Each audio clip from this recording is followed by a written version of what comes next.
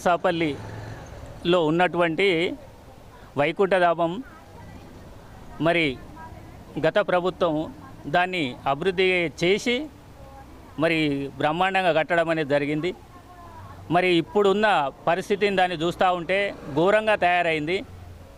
మరి అక్కడ చెట్లు ఎండిపోవడము, వాటర్ కనెక్షన్ లేకపోవడము, దాంట్లో మున్సిపల్కు సంబంధించిన డస్టునంతా కూడా మున్సిపల్కి సంబంధించిన వెహికల్స్ అన్నీ కూడా దాంట్లో పార్కు చేయడము, దాంట్లో మొరమేయడము, పైపులు జాలీలు మున్సిపల్కి సంబంధించిన జాలీలు వేయడం అనేది ఒక హిందువులు ఒక పవిత్రంగా భావించే వైకుంఠధామంలో మరి అటువంటి అన్నీ కూడా స్టాక్ పెట్టడం అనేది చాలా దారుణం. మరి గతంలో ఇవన్నీ మరి మున్సిపల్ కమిషనర్ కానీ మున్సిపల్ ఆఫీసర్లకు మేము గతంలో ఒక మెమోరాండం ఇవ్వడం అనేది జరిగింది. ఈ చెట్లను పెంచాలి, వీళ్ళంతా కూడా లైటింగు లేదు, వీళ్ళంతా పైపు ఆ చెట్ల ఆకులు రాలి ఆ ఆకుల ద్వారా మంటలయ్యి ఆ పైపులు ఉన్నటువంటి పైపులన్నీ కూడా ప్లాస్టిక్ పైపులన్నీ కూడా కాలిపోవడం అనేది జరిగింది. వాటన్నిటిని కూడా సరి చేయమని చెప్పేసి మున్సిపల్ కమిషనరు అక్కడ ఉన్న ఎక్కడైతే ఈ డివిజన్ సంబంధించిన ఆఫీసర్ కూడా చెప్పడం జరిగింది.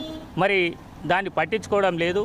మరి ఇట్లాంటి అభివృద్ధి ఉన్న ఏరియాల్లో కూడా ఒక వైకుంఠధామాన్ని అంతా నిర్లక్ష్యం చేయడం అనేది చాలా దారుణం.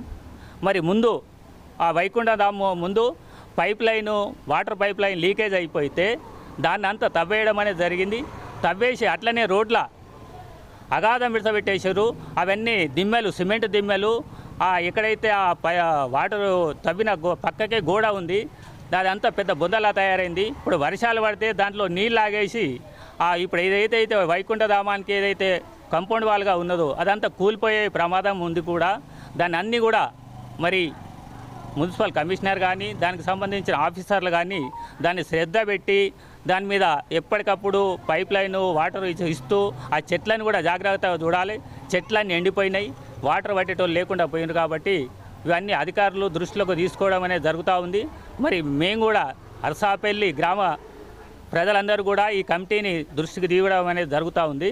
మరి దీన్ని దృష్టిలో పెట్టుకొని మరి ఇప్పుడు రానున్న మేము కలెక్టర్ కూడా ఈ దృష్టికి తీసుకుపోవాలని అనుకుంటున్నాం. మరి అదంతా నిర్లక్ష్యం చేయకుండా దాన్ని శ్రద్ధ పెట్టి బాగు చేస్తారని చెప్పేసి మేము కోరుతూ ఉన్నాం.